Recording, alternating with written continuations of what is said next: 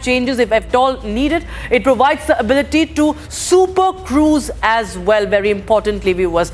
And these are the important features that it's equipped with advanced avionics and network-centric also downtime. It reduces the downtime, also enables predictive maintenance. That is the AMCA, which we are telling you about. It also aims to elevate the IAF into an elite club, which India is of course waiting for. It cannot delay this any further.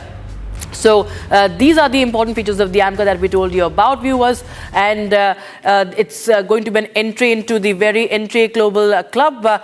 And we are also we are speaking to Air Vice Marshal P.K. Srivastav, who joined us on the broadcast for more on the AMCA.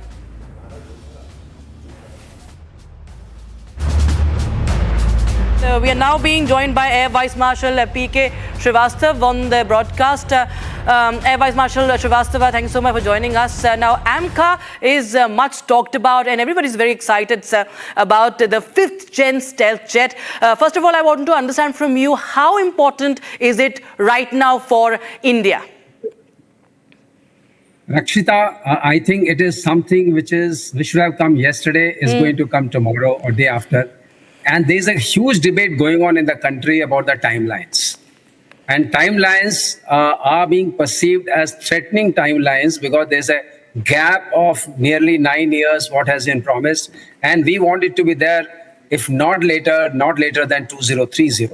So if you want to do that job, first question is it possible? Are we are all speaking from the experience of LCA, experience of so many other guided weapon programs. But now let me tell the viewers through your channel that we are a much more mature country in terms of vendor establishment, in terms of big companies who do the defense work. I have been myself in one of the company, and I have also been in one of the defense public sector undertaking as director and director production. So I know all the nuances which go into it. We need to concentrate on 3 things. If you really ask me how these things get so delayed, I would blame process as the first thing.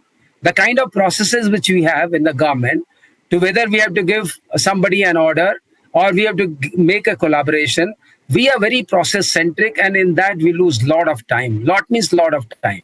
So if you analyze those things, really bisect and dissect and trisect, you will find you need to focus on that, and that can only be achieved in case AMCA is to be produced by a special purpose vehicle, which happens to be an enterprise which is between a kind of collaboration between public sector and private sector.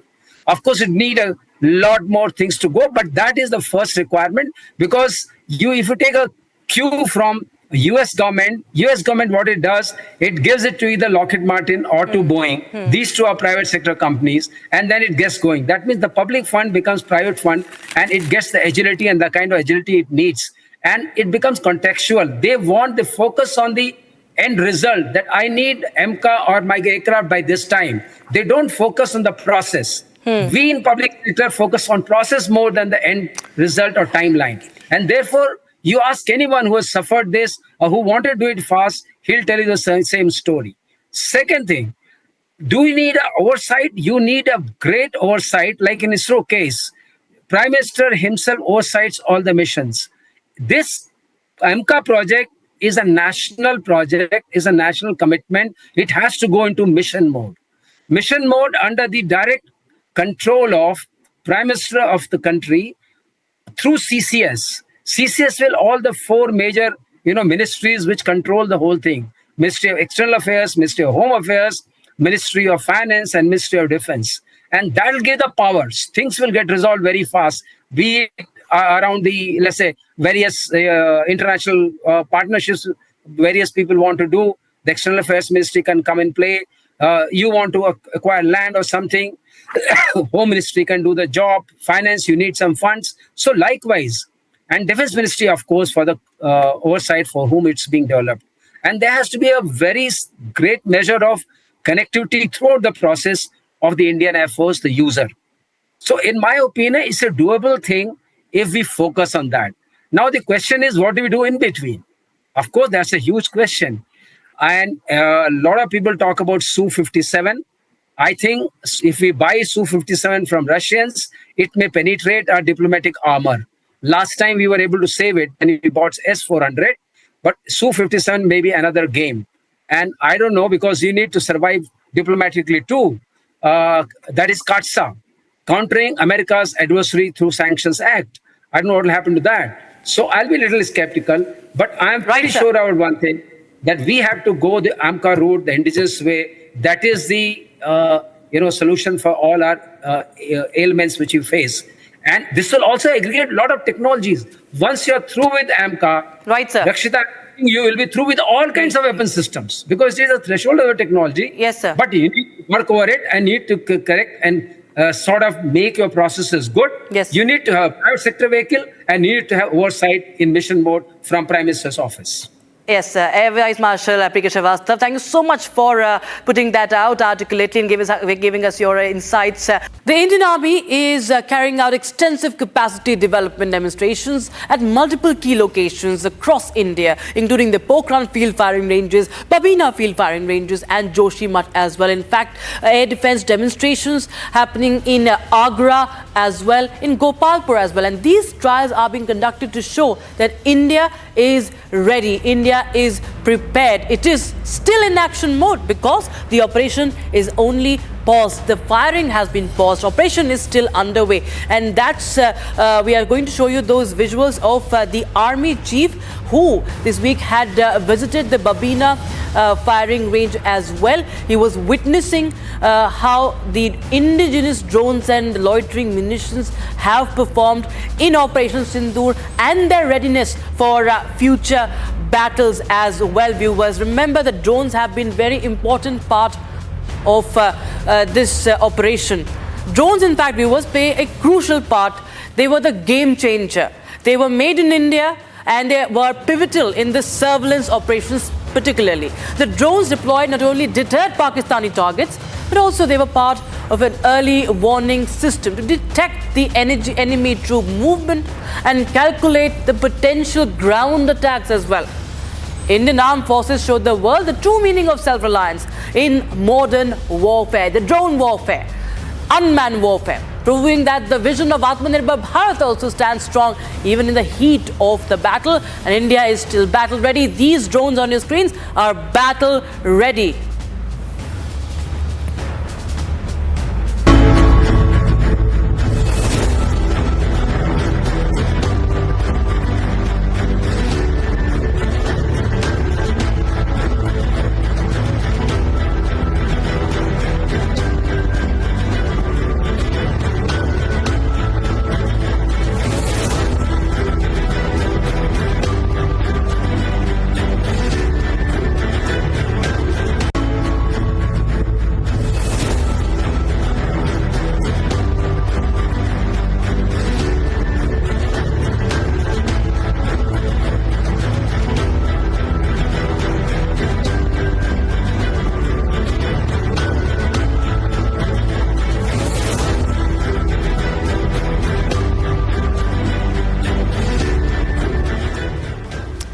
Now, viewers, Defence Minister Rajnath Singh this week gave a clear message from the seas.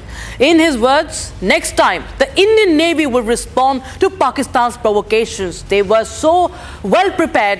He says that the Navy of India has the power to, could in fact completely destroy Pakistan.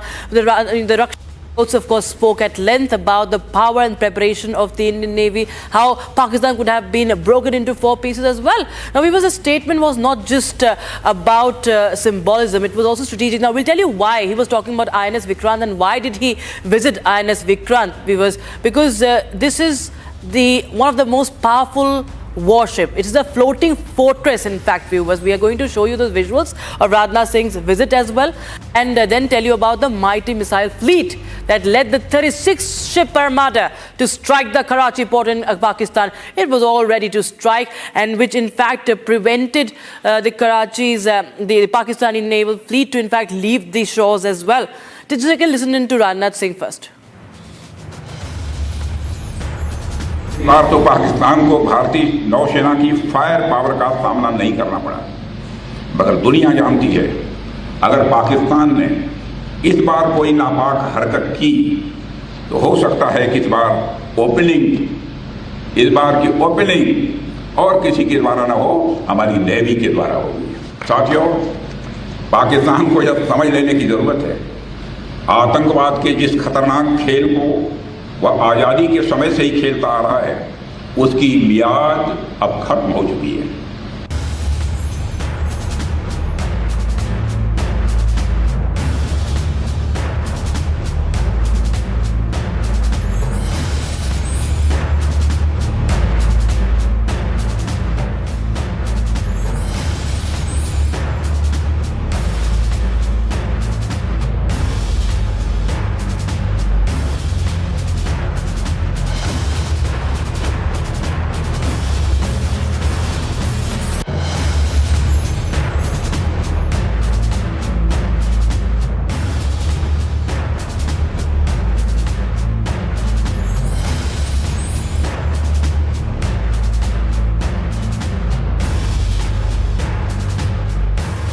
And now we leave you with very powerful visuals coming in, viewers.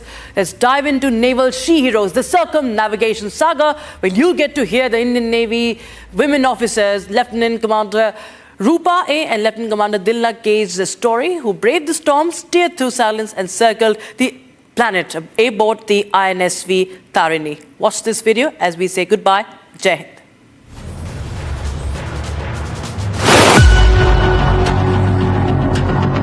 Indian naval sailing vessel Tarini, असीम समंदर, अनकही चुनौतियां और अथाह खूबसूरत पल। भारतीय नौसेना की दो होनहार ऑफिसर्स लेफ्टिनेंट कमांडर दिलना और लेफ्टिनेंट कमांडर रूपा ने पूरा कर लिया है दुनिया का सफर। समुद्र के रास्ते हुई अनप्रिडिक्टेड लहरों से मुलाकात, अनगिनत चुनौतियों से भरी बीती रात, महासागर के इम्तिहान को कैसे पास किया और कैसे दोनों महिला ऑफिसर्स ने सक्सेसफुली कंप्लीट किया सर्कमनेविगेशन।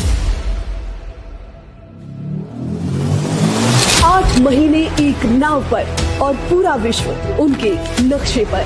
अपनी गौरवशाली यात्रा को पूरा कर वे लौट आए हैं भारत, लेकर अपने साथ कहानियों का समंदर।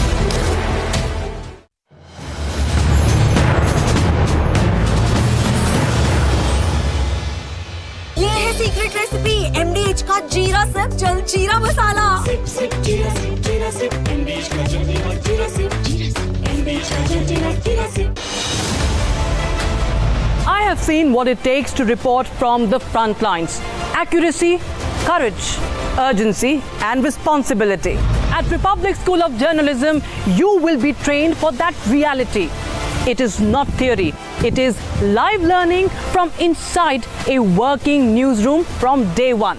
If you want to report the truth when it matters the most, Republic School of Journalism is where you begin. Course begins on the 30th of June. Apply now.